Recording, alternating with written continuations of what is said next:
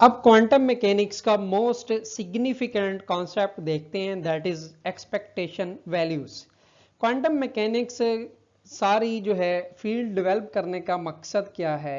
इसका मकसद ये है कि उन मैकेनिकल सिस्टम्स को स्टडी किया जा सके जिनको क्लासिकल फिजिक्स या क्लासिकल मैकेनिक्स एक्सप्लेन करने में फेल हो गई थी।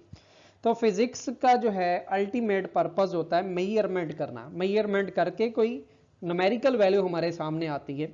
तो क्वांटम मैकेनिक्स के अंदर भी पर्पस अल्टीमेट यही होगा कि हम डिफरेंट ऑपरेटर्स वेव फंक्शन पर अप्लाई करेंगे, अप्लाई करके कोई मेजरमेंट सामने आएगी। तो मेजरमेंट से रिलेटेड ये टर्म है, that is expectation value. Expectation value को यूं डिफाइन किया जा सकता है, the probabilistic expected value of dynamical variable during measurement in quantum mechanics is called expectation value। तो ये probabilistic expected value बताता है किस चीज की, डायनामिकल वेरिएबल्स की। डायनामिकल वेरिएबल पे पहले भी बात हो चुकी है। डायनामिकल वेरिएबल के अंदर पोजीशन हो सकती है, मोमेंटम हो सकता है, एनर्जी हो सकती है। तो आप एक ऑपरेटर अप्लाई करते हैं वेव फंक्शन पे, मेजरमेंट लेते हैं, मेजरमेंट लेके कोई आपके पास एक्सपेक्टेड वैल्यू आती है, उस एक्सपेक्टेड वैल्यू को एक्सपेक्टेशन वैल्यू का नाम दिया जाता है। तो ये कैसे फाइंड की जा सकती है? क्वांटम मैकेनिक्स के अंदर इसको फाइंड करने के लिए एक मैथमेटिकल रिलेशन यूज करते हैं। वो मैथमेटिकल रिलेशन क्या है? अगर ऑपरेटर ए है तो ऑपरेटर ए की एक्सपेक्टेशन वैल्यू किसकी को लाएगी? ए एक्सपेक्टेशन को यूं लिखा जाता है एंगल ब्रैकेट्स के अंदर, तो that will be equal to integral psi star A psi d x by psi star psi d x.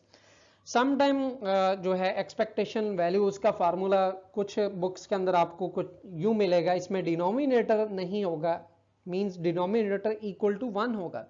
ये वो केस होगा जब जो वेव फंक्शन है वो नॉर्मलाइज्ड होगा। नॉर्मलाइज्ड वेव फंक्शन के केस में psi star psi integral equal to 1 होता है। तो ए जो एक्सपेक्टेशन वैल्यू वो सिंपली बन जाएगी इंटेग्रल साई स्टार ए ऑपरेटर इनटू साई। तो एक्सपेक्टेशन वैल्यू को डिराक नोटेशन में भी देखा जा सकता है।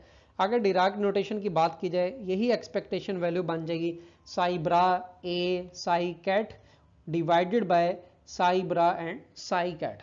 So this is the formula for the expectation value. Expectation value different जो वन डायमेंशनल 3 डायमेंशनल प्रॉब्लम्स आएंगे उसमें फाइंड की जाएगी। और आमतौर पे जो एक्सपेक्टेशन वैल्यू चाहिए होती है वो पोजीशन और मोमेंटम की, और उसके साथ साथ फिर इसी तरह हैमिल्टोनियन ऑपरेटर यानी कि एनर्जी के एक्सपेक्टेशन वैल्यू फाइंड करते हैं। तो डिफरेंट केसेस में हम एक्सपेक्टेशन वैल्यूज फाइंड करेंगे। तो इसके लिए आपको थोड़ा सा वेट करना होगा, जो डिफरेंट अगले लेक्चर्स आएंगे उसमें हम एक्सपेक्टेशन वैल्यूज पे मजीद डिटेल से बात करेंगे। तो आज के लेक्चर के आखिरी कॉन्सेप्ट की तरफ आते हैं, दैट इज अनसर्टेनिटी रिलेशन।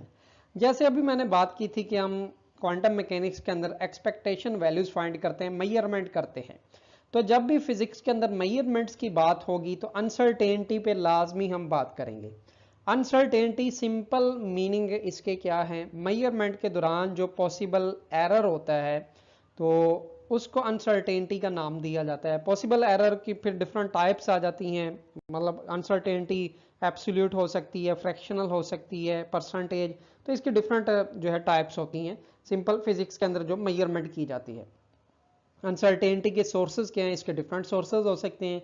ये ड्यू टू इंस्ट्रूमेंट हो सकती है, ड्यू टू जो है ह्यूमन एरर हो सकता है।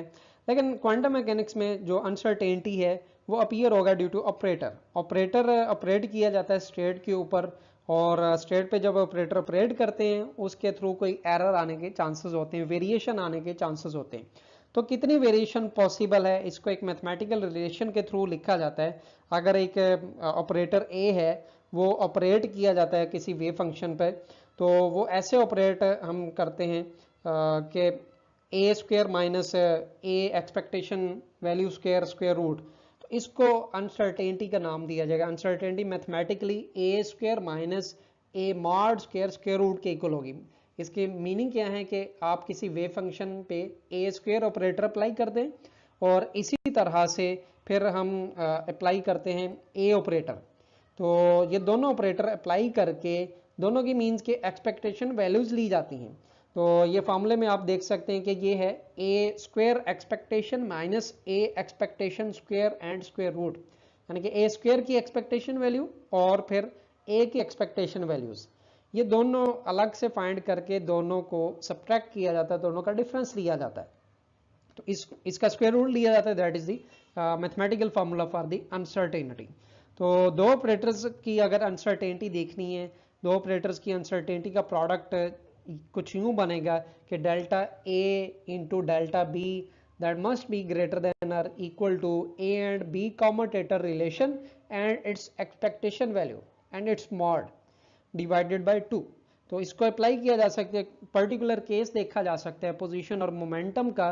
पोजीशन और मोमेंटम पे जब ये दो ऑपरेटर्स की अनसर्टेनिटी का रिलेशन या प्रोडक्ट रिलेशन अप्लाई किया जाएगा, that will become delta x into delta p greater than equal to h over 2। ये हमने अभी प्रूव नहीं किया, लेकिन आगे जाके देखेंगे कि पी और एक्स और पी का जो कॉम्यूटेटर रिलेशन है वो इक्वल होता है आयोटा एच कट। तो यहाँ पे अगर आयोटा एच कट इंसर्ट किया जाए तो आयोटा क्योंकि मॉड की वजह से खत्म हो जाएगा, so this relation becomes H cut by 2। तो ये अनसर्टेनिटी रिलेशन है, और इस अनसर्टेनिटी रिलेशन के थ्रू हम देख सकते हैं कि डिफरेंट जो क्वांटम मैकेनिकल सिस्टम्स हैं उनमें जो हमारे पास ऑब्जर्वेबल्स हैं उनमें कितनी अनसर्टेनिटी बनती है। तो आज के लेक्चर का हम यहाँ पे इख्तिताम करते हैं। आपका कोई क्वेश्चन है, आपका कोई प्रॉब्लम है, वो कमेंट्स में लाजमी लिखें, और मेरे चैनल फिज़िक्स आसान को लाजमी सब्सक्राइब करें। इस पे आपको मज़ीद जो है शॉर्ट क्लिप्स भी मिलेंगे, पूरे के पूरे लेक्चर्स भी मिलेंगे क्वांटम मैकेनिक्स के ऊपर। क्वांटम मैकेनिक्स से सीरीज़ का मैंने आगाज़ किया है, जो ही ये क्वांटम मैकेनिक्स की सीरीज़ ख़त्म होगी तो बाकी सब्जेक्ट्स पे भी मैं लेक्चर्स शुरू करूँगा। उम्मीद है कि आपको ये लेक्चर पसंद आया होगा। चैनल को लाजमी सब्सक्राइब करें, लाइक करें और इसको व्यू करें, अपने दोस्तों के साथ लाजमी इसको शेयर करें। अगले लेक्चर का इंतज़ार कीजिए। अल्लाह हाफिज़।